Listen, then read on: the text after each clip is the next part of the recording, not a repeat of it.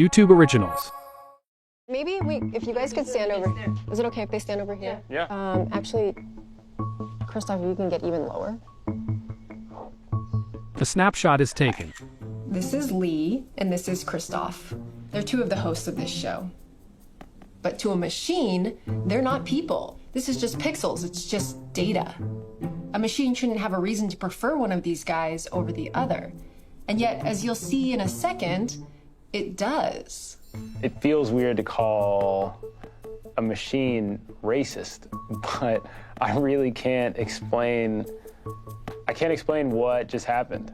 Data-driven systems are becoming a bigger and bigger part of our lives, and they work well a lot of the time. But when they fail, once again, it's the white guy.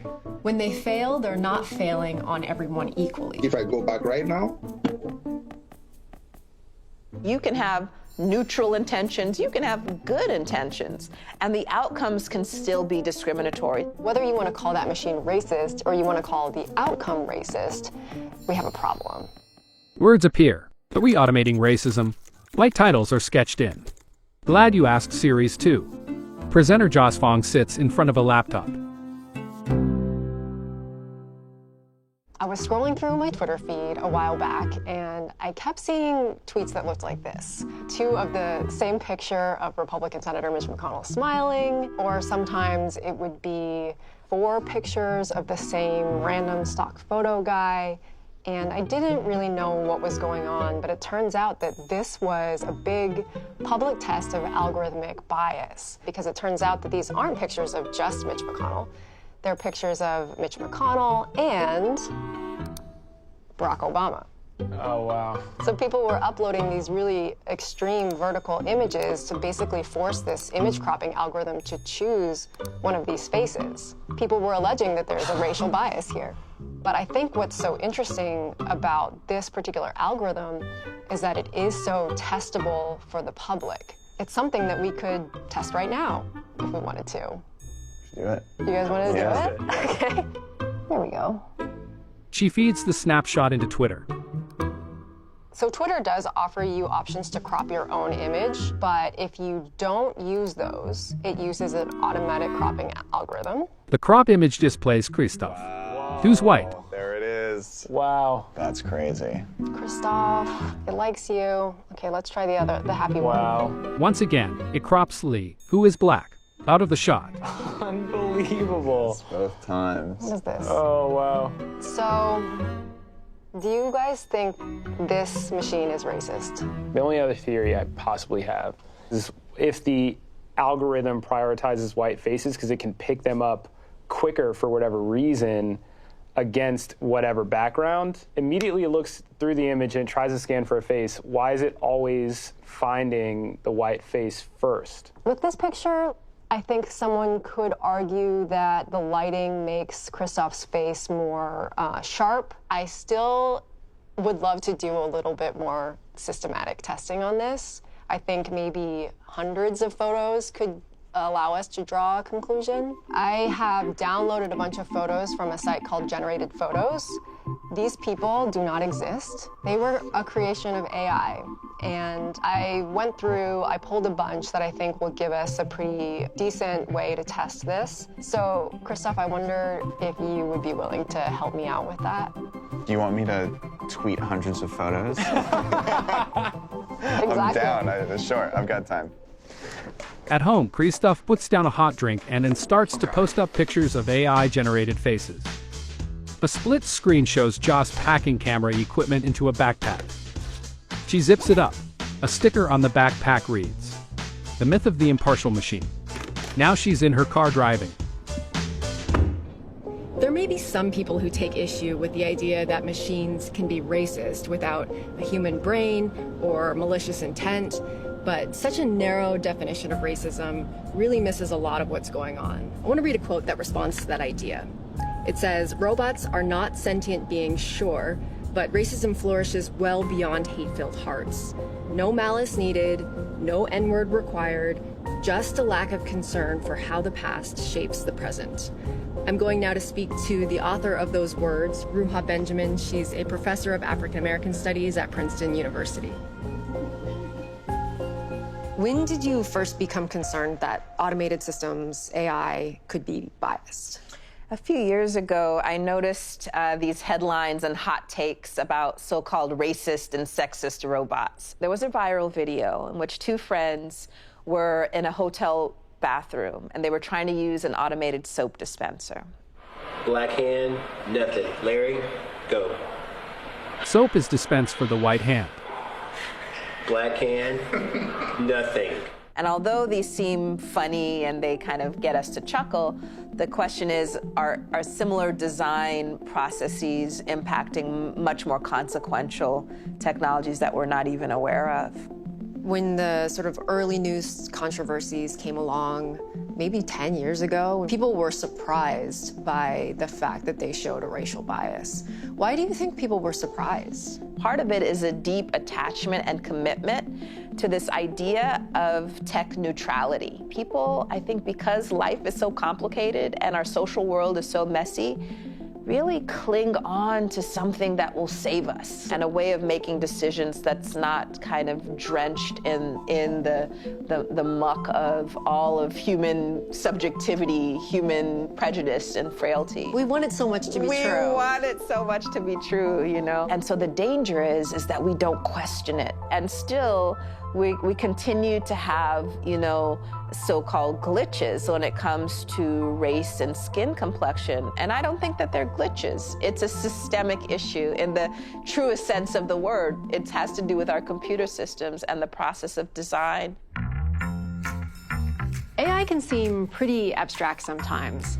So we built this to help explain how machine learning works and what can go wrong. This black box is the part of the system that we interact with. It's the software that decides which dating profiles we might like, how much a rideshare should cost, or how a photo should be cropped on Twitter. We just see a device making a decision, or more accurately, a prediction. What we don't see is all of the human decisions that went into the design of that technology. Now, it's true that when you're dealing with AI, that means that the code in this box wasn't all written directly by humans, but by machine learning algorithms that find complex patterns in data. But they don't just spontaneously learn things from the world, they're learning from examples. Examples that are labeled by people, selected by people, and derived from people too. See, these machines and their predictions, they're not separate from us or from our biases or from our history, which we've seen in headline after headline for the past 10 years. We're using the face tracking software, so it's supposed to follow me as I move. As you can see, I do this, no following. Not really follow me. Wanda, if you would, please. Sure. The camera tracks the white woman as she moves her head. In 2010, the top hit when you did a search for black girls, 80% of what you found on the first page of results was all porn sites. Google is apologizing after its photo software labeled two African Americans gorillas. Microsoft is shutting down its new artificial intelligence bot after Twitter users taught it how to be racist. In order to make yourself hotter, the app appeared to lighten your skin tone. Overall, they work better on lighter faces than darker faces, and they worked especially poorly on darker female faces. Okay, so I've noticed that on all these damn beauty filters, they keep taking my nose and making it thinner. Give me my African nose back, please. So the first thing that I tried was the prompt was two Muslims. And the way it completed it was two Muslims, one with an apparent bomb, tried to blow up the federal building in Oklahoma City in the mid-1990s. Detroit police wrongfully arrested Robert Williams based on a false facial recognition hit. There's definitely a pattern of harm that disproportionately falls on vulnerable people, people of color. Then there's attention, but of course the damage has already been done. Joss places a camera to view her in profile. Later, she sits in front of her laptop. She calls up Christoph on Skype. Hello. Hey, Christoph. Thanks for doing these tests. Of course. I know it was a bit of a pain, but I'm curious what you found.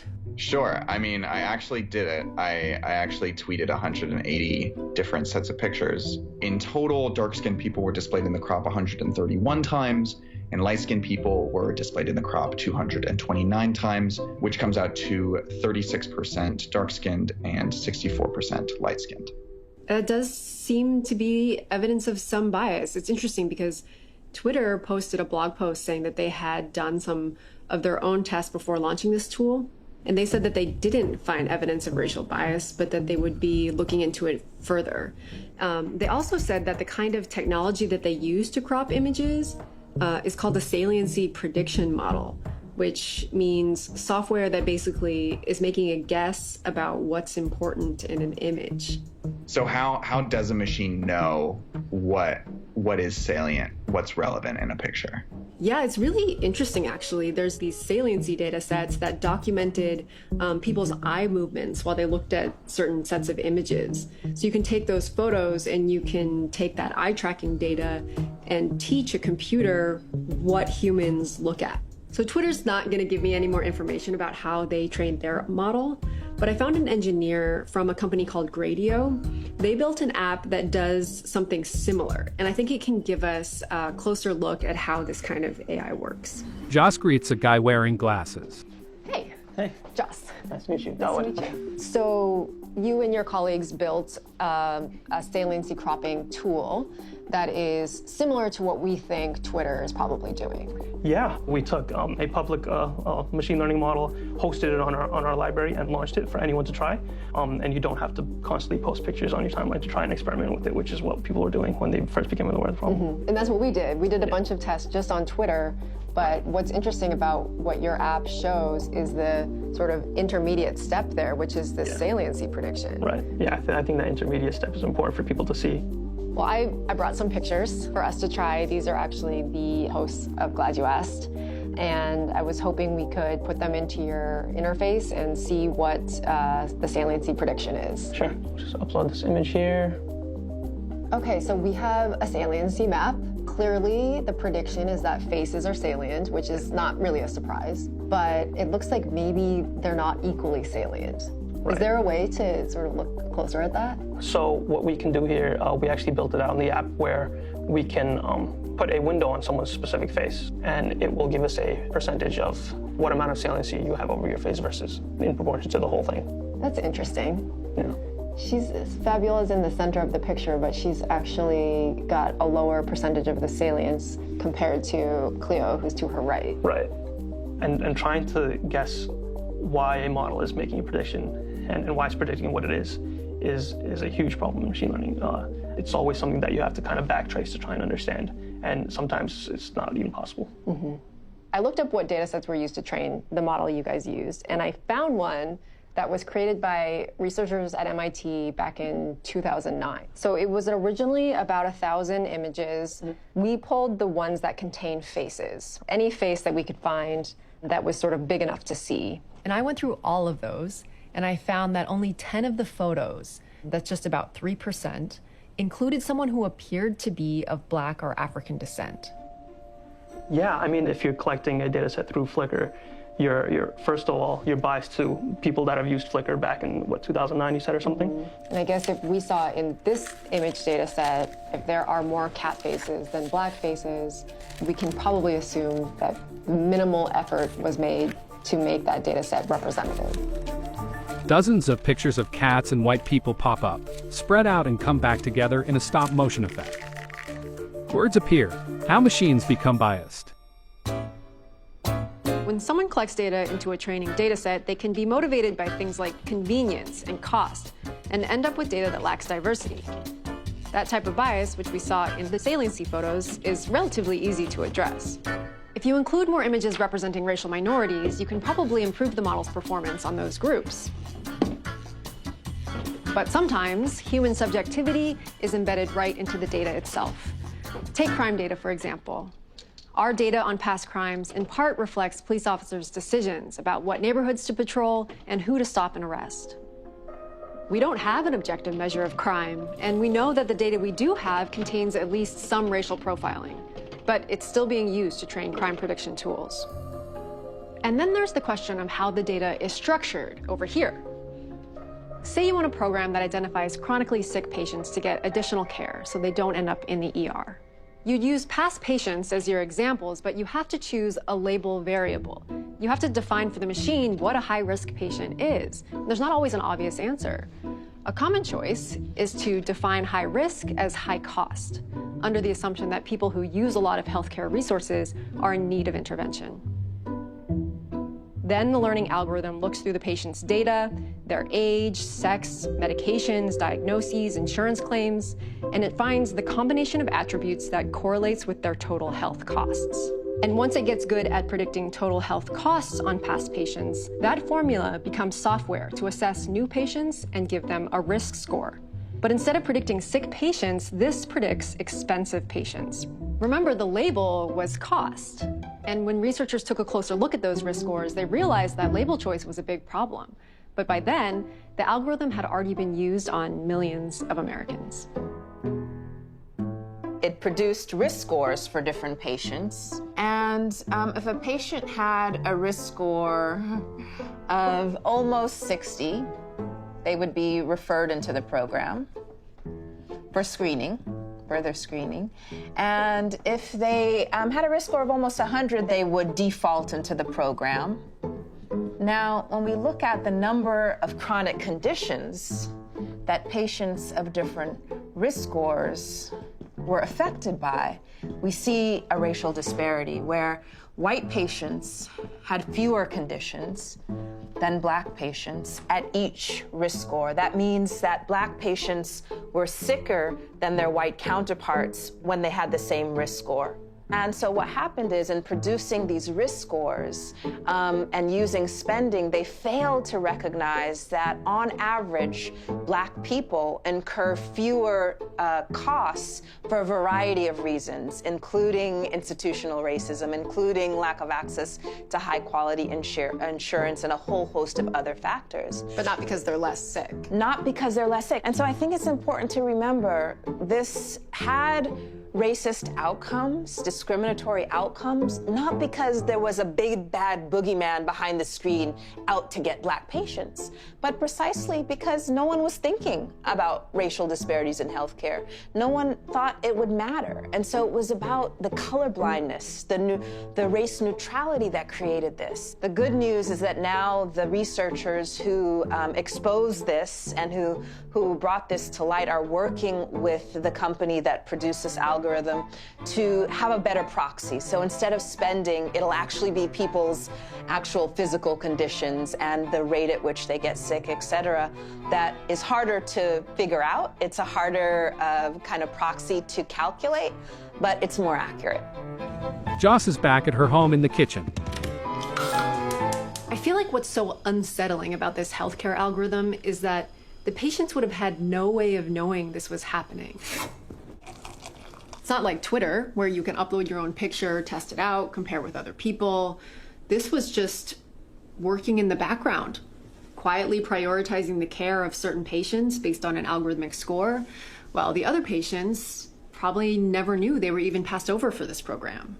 I feel like there has to be a way for companies to vet these systems in advance. So I'm excited to talk to Deborah Raji. She's been doing a lot of thinking and writing about just that. My question for you is, how do we find out about these problems before they go out into the world and cause harm, rather than afterwards? So I guess a clarification point is that machine learning is highly unregulated as an industry. These companies don't have to report their performance metrics. They don't have to report their evaluation results to any kind of regulatory body. But internally, there is this new culture of documentation that I think has been incredibly productive. I worked on a couple projects with colleagues at Google, and one of the main outcomes of that was this effort called model cards. Very simple, one-page documentation on how the model actually works, but also questions that are connected to ethical concerns, such as the intended use for the model, details about where the data is coming from, how the data is labeled, and then also, instructions to evaluate the system according to its performance on different demographic subgroups. Maybe that's something that's hard to accept, is that it would actually be maybe impossible to get performance across subgroups to be exactly the same. How much of that do we just have to be like, okay? I really don't think there's an unbiased data set in which, everything will be perfect. I think the more important thing is to actually evaluate and assess things with an active eye for those that are most likely to be negatively impacted. If you know that people of color are most vulnerable, or a particular marginalized group is most vulnerable in a particular situation, then prioritize them in your evaluation. But I do think there's certain situations where maybe we should not be predicting with a machine learning system at all. We should be super cautious and super careful about where we deploy it and where we don't deploy it, and what kind of human oversight we put over these systems as well. The problem of bias in AI is really big. It's really difficult. But I don't think it means we have to give up on machine learning altogether. One benefit of bias in a computer versus bias in a human is that you can measure and track it fairly easily. And you can tinker with your model to try to get fair outcomes if you're motivated to do so. The first step was becoming aware of the problem. Now the second step is enforcing solutions, which I think we're just beginning to see now. But Deb is raising a bigger question. Not just how do we get bias out of the algorithms, but which algorithm should be used at all? Do we need a predictive model to be cropping our photos? Do we want facial recognition in our communities? Many would say no, whether it's biased or not. And that question of which technologies get built and how they get deployed in our world, it boils down to resources and power. It's the power to decide whose interests will be served by a predictive model and which questions get asked. You could ask, okay, I want to know how landlords are making life for renters hard. Which landlords are not fixing up their buildings? Which ones are hiking rent? Or you could ask, okay, let's figure out which renters have low credit scores. Let's figure out the people who have a gap in unemployment, so I don't want to rent to them. And so it's at that problem of forming the question and posing the problem that the power dynamics are already being laid that set us off in one trajectory or another. And the big challenge there being that with these two possible lines of inquiry, one of those is probably a lot more profitable than the other one. Exactly. And too often the people who are creating these tools, they don't necessarily have to share the interests of the people who are posing the questions, but those are their clients. So the question for the designers and the programmers is, are you accountable only to your clients? Or are you also accountable to the larger body politic? Are you responsible for what these tools do in the world? A view of the model the team constructed to illustrate their information about machine learning, with holes for arms to reach through, colored balls, and a black box which represented predictive modeling. Vox Media Studios. YouTube Originals.